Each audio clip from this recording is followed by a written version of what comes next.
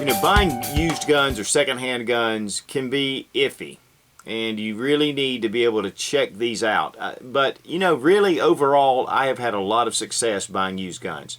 Most people do not shoot guns enough to wear them out. When I bought this gun, it actually was pretty dirty, and I'm going to show you a few of the things. I'm going to go through, not necessarily a review on this little Beretta 92F, but just some things about when you're buying guns, some things to look for. You really need to break those down and take a look at them before you shoot them and do a general inspection. Okay, here is the box, and a lot of times when you get used guns, they don't come with the box. The 92F had an extra magazine. This is a Ramline magazine. This is not a review of the gun itself. It's just to talk about when you purchase a used gun and sometimes some of the things you need to look for. This gun was actually pretty dirty, and the way I was looking at it, I really didn't get a good look at it at the time. I did check it out, but I just noticed some of the details at the end, that this gun has been shot quite a bit, and but it still seems to be in very good working order. It just this could use some really good cleaning, so that's one of the things that I'm going to do. This one has been taken apart a few times. You can tell by the screw heads. You can tell here by a lot of the dirt that's in between. I'm going to get a good cleaning on that one here as well. The one good thing is this gun's broken in, and there's no really external damage, just where someone has been using this pistol. You know, even in the serrations, I noticed just some grime.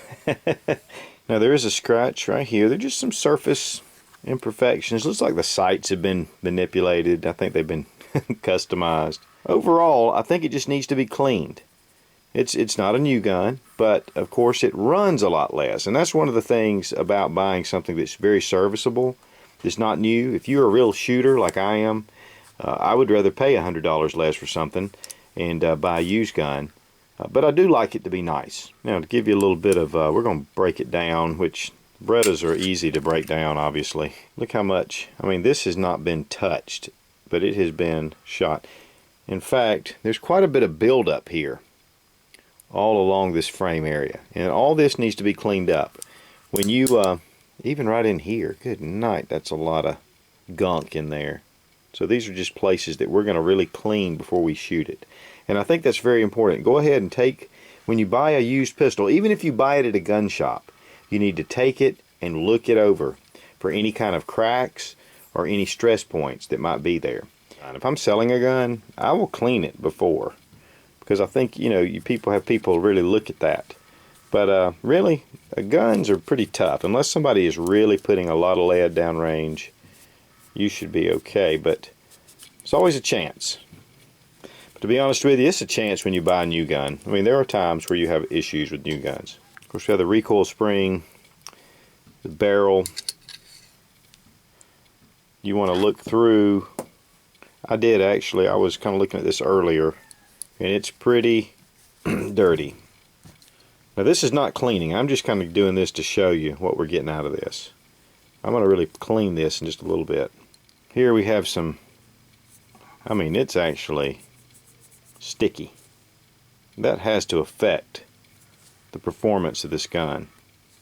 One thing I want to say about doing this too is, you know, guns are made to last, to shoot thousands of rounds of ammunition. So, and very few people actually put that kind of ammunition down range. And those that do usually take care of their guns. But I don't really know the story behind this. It's kind of interesting. We'll see out on the range. And of course, you'll be seeing that as well. Now, this grip came with the gun itself. This was a Hogue grip that was just extra. And, you know, this is nice. I don't particularly like the finger grooves because the Beretta is already a pretty thick feeling gun already for me. And so this just adds even that much extra. I may get some panels to go here, but one of the things I want to say about extra gear that goes with a gun like this, if you're selling a gun, typically you don't get any more for it for adding this stuff to it. This is just a bonus for whoever's buying it. They may pick yours over someone else's because of this, but typically what I'll do is I'll throw in 2 magazines, and then I'll take the extra mags and the extra accessories and typically either give them to friends or sell them on Gunbroker, eBay, something like that. You can't sell magazines on eBay, but you can sell accessories.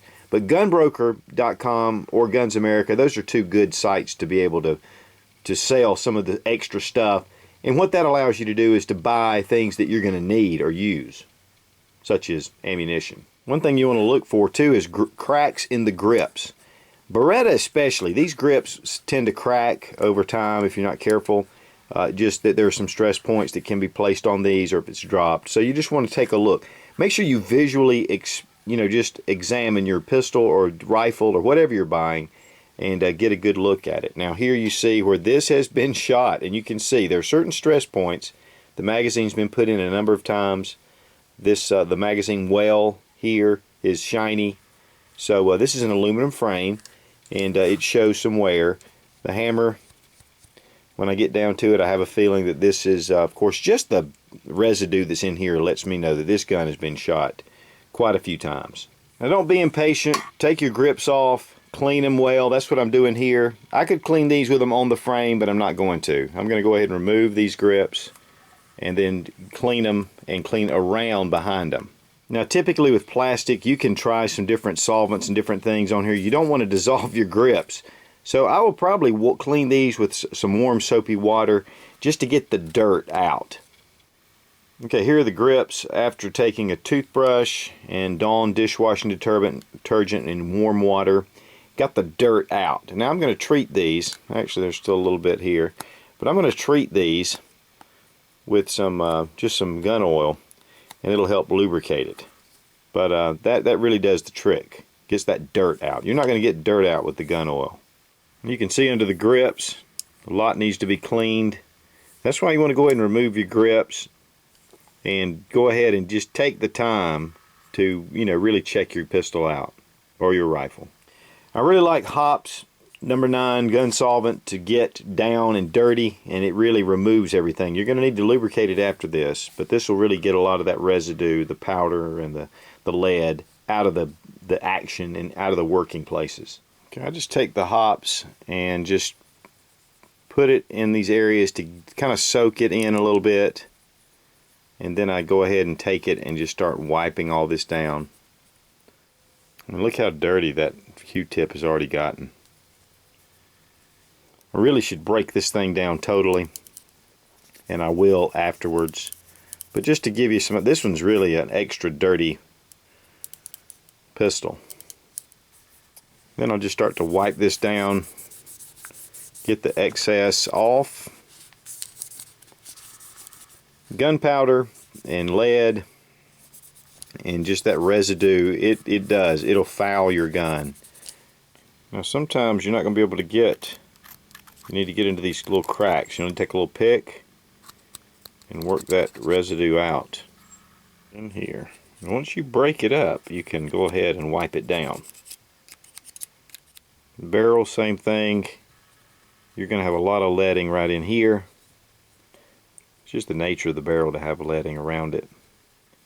You'll also, one thing is very important to check, and I know many people do, but sometimes it's easy to forget, is to check the bore, make sure the barrel's not shot out. Of course, Q-tips or pipe cleaners work very well to get down into those places that you just can't quite get into.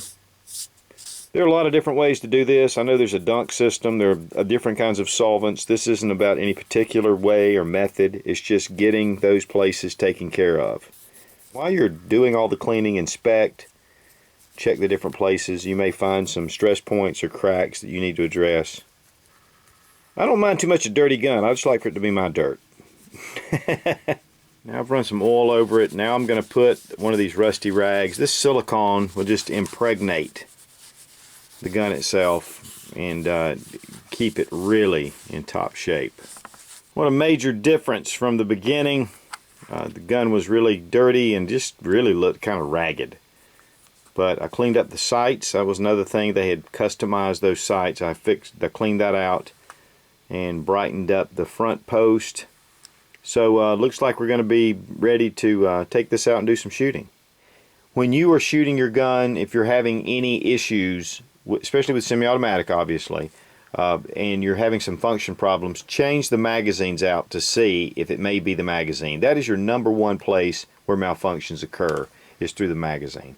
One thing I do want to bring up is don't get impatient if you're looking for a firearm and a specific firearm and you have a price range in mind, I paid $475 for this gun, turned right around, and about 30 minutes later a guy was walking around, came to our table, that wanted $400 for one that looked brand new.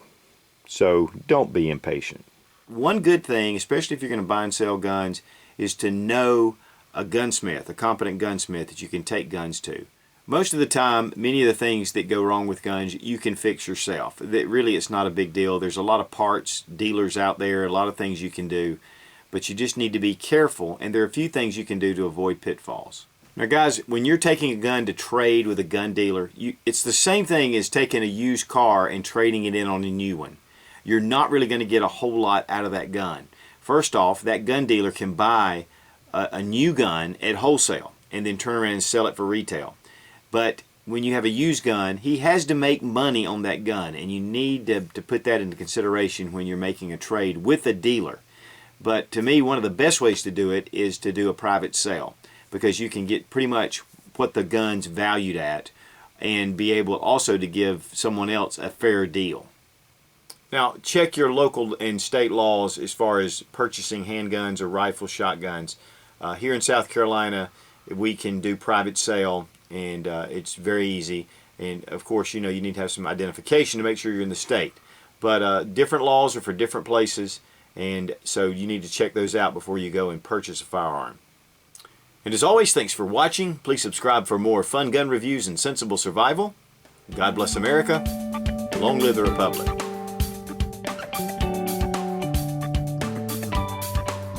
Alright, don't get jealous, but this is my next trade-in at the gun show.